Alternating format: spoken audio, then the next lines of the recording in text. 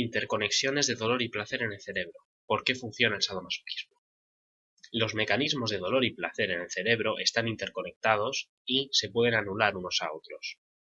Los sucesos negativos, como el dolor y el miedo, se generan en la amígdala basolateral, y el placer y la recompensa se generan en el núcleo accumbens o en el sistema mesocorticolímbico. Los sucesos negativos debilitan el lado opuesto, de tal manera que a nuestro cerebro le cuesta más procesar sentimientos como el placer después de haber sufrido un suceso negativo. Hay una conexión entre la amígdala basolateral y el núcleo accumbens, por lo tanto hay una interacción entre la valencia positiva y la valencia negativa como si fueran un péndulo. Esto fue descubierto por una investigación en el Instituto Tecnológico de Massachusetts y fue publicado en la revista Nature. En la depresión están bloqueados los circuitos de recompensa del cerebro, ya que los del dolor y el miedo están interactivos. Se utilizó una técnica conocida como optogenética en ratones, y se averiguó que si se activaba uno de estos circuitos, el otro se bloqueaba. El sistema cerebral del placer o el circuito mesocorticolímbico está dominado por una hormona llamada dopamina. Esta hormona, que funciona como neurotransmisor, se libera con la simple idea de comer chocolate o practicar el coito, y pone en marcha todo el circuito mesocorticolímbico. Este sistema de placer y de recompensa tienen una función de supervivencia importantísima para la especie, de tal manera que si realizamos una acción que nos da placer, la volveremos a realizar en el futuro. El punto negativo es que este sistema de placer puede ser activado también por drogas de abuso y puede crear una adicción. La cocaína puede liberar de 2 a 10 veces más dopamina que una ración normal de comida, y por tanto se genera una recompensa ante una droga de abuso que puede llegar a causar la muerte.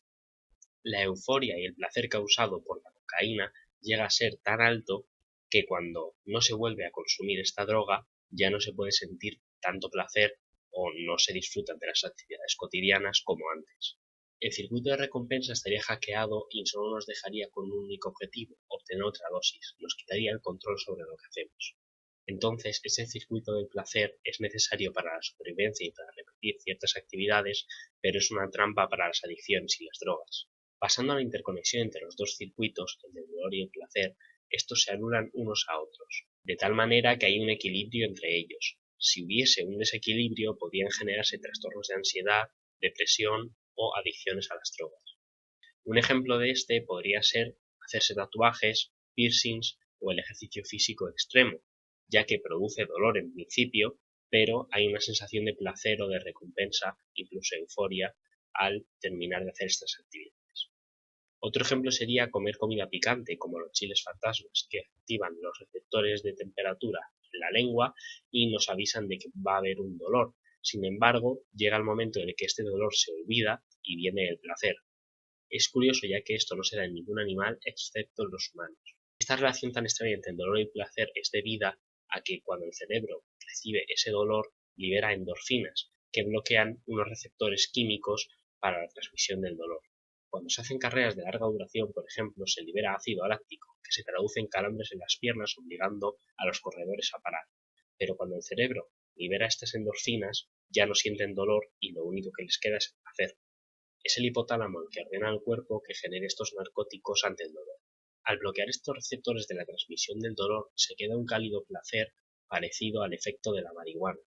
Descubrió además que en el cerebro de las mujeres, cuando se masturbaban ellas mismas, se activaban 30 áreas del cerebro, las cuales algunas estaban relacionadas con el dolor. En algunos pacientes con cáncer tienen los nervios de la espina dorsal dormidos para no sentir ningún tipo de dolor abdominal.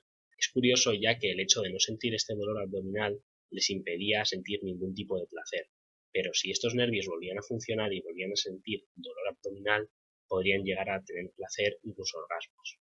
Un ejemplo sería ver que la cara de alguien que está teniendo orgasmo es difícil de diferenciar de alguien que está teniendo dolor. La idea es ver el placer como una brújula que nos guía, aunque a veces el circuito de recompensa queda saturado. Se dieron batidos de alto contenido calórico a gente obesa y gente delgada. La gente delgada tenía placer antes de recibir el batido y durante. La gente obesa tenía mucho placer antes de recibir el batido, pero cuando lo tomaba no era tanto. Por tanto, se vería que el circuito del placer ha sido saturado y lo único que se busca es más y más sin ni siquiera disfrutar del mismo momento. Por tanto, concluimos que las prácticas sexuales como el sadomasoquismo se dan porque hay una fina línea entre el dolor y el placer, causado por la dopamina, que en principio es la hormona de la felicidad, la hormona que se genera con el placer, pero también se genera para paliar los efectos dolorosos.